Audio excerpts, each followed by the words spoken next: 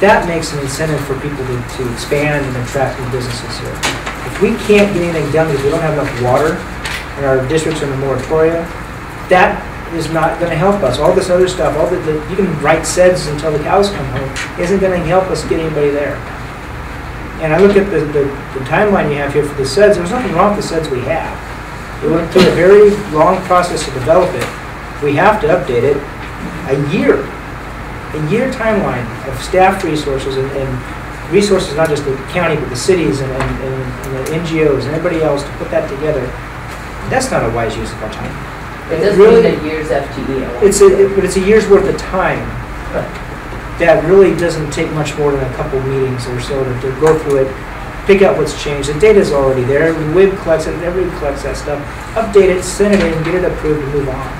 But focus on the infrastructure so we can get things moving. Businesses that want to locate here, want to expand, but can't because infrastructure is inadequate.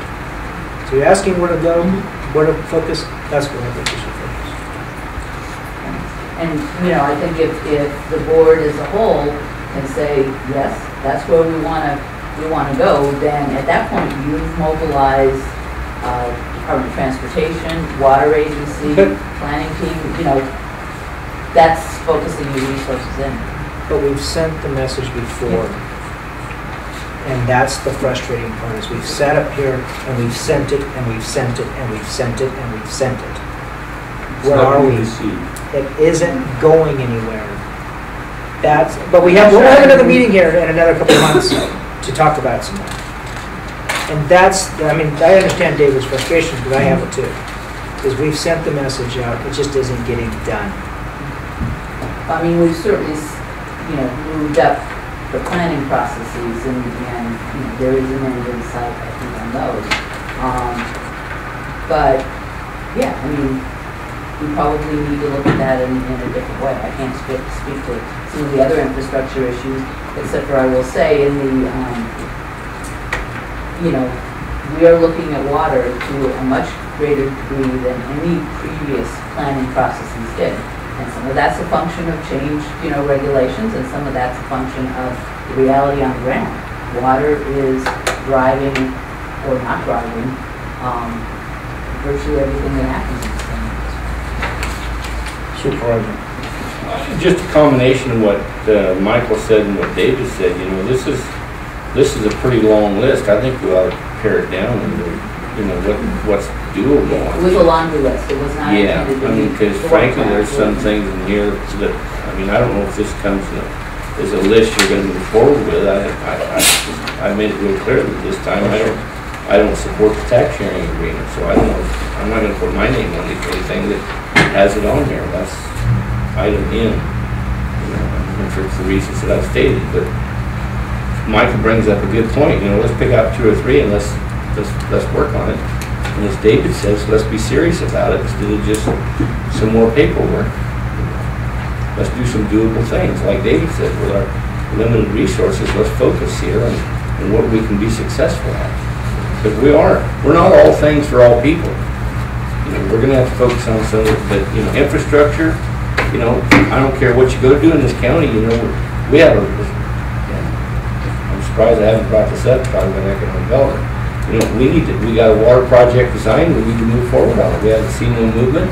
You know, it goes on. The weeks turn into months, and the months turn into years, and nothing goes on, and then everything, you know, we have a water district down here from North Valley that has a list of things, 28 people that want to do things.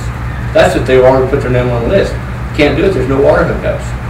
You know, that's real economic development. That's not talking about it, that's doing it. But without water, or even the planning of the water, they can't do nothing.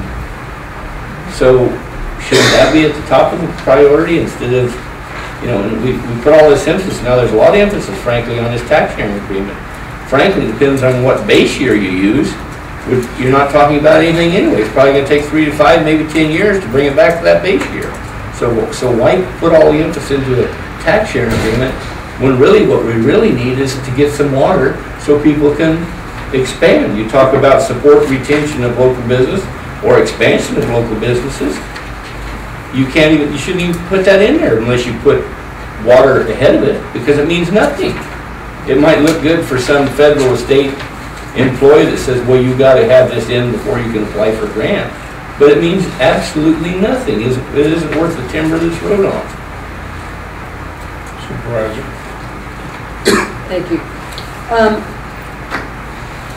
I don't know that I see it in quite as a simplistic manner as some of my colleagues.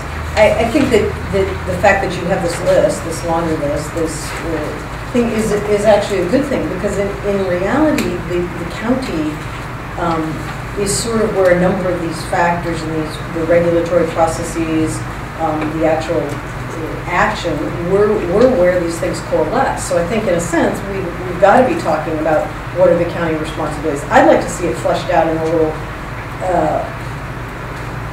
in another manner, which would be the specifics of what are the county responsibilities with these various strategies. See if our other partners in the community agree with these strategies, and then what are their roles? I mean, who is the most appropriate person to attract businesses from outside of the county, perhaps? Is it really the County of Mendocino? Is it MCPA?